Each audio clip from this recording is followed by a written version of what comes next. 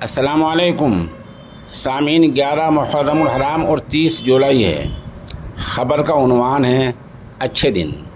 یہ تصویر آپ پہچانیں، یہ زیرہ ہے جو عام گھروں میں ہر دن ہی استعمال کیا جاتا ہے۔ مودی جی نے پوری دنیا میں دورہ کیا ہے اور دورہ کر کے یہ اندازہ لگایا ہے کہ زیرے کے اچھے دن کبھی نہیں آئے، یہ ہمیشہ سے نظر انداز ہو رہا تھا۔ انہوں نے اس کے بھی اچھے دن لا دیے ہیں۔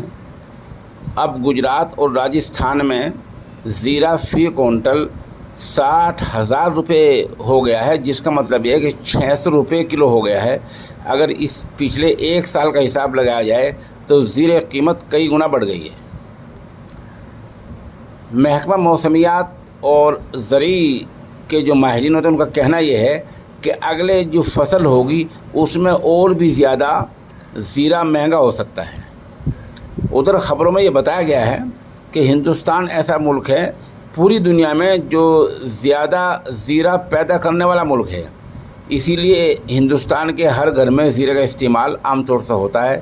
لیکن اس سرکار میں زیرے کے بھی اچھے دن آتے جا رہے ہیں اور یہ بھی مہنگا ہوتا جا رہا ہے۔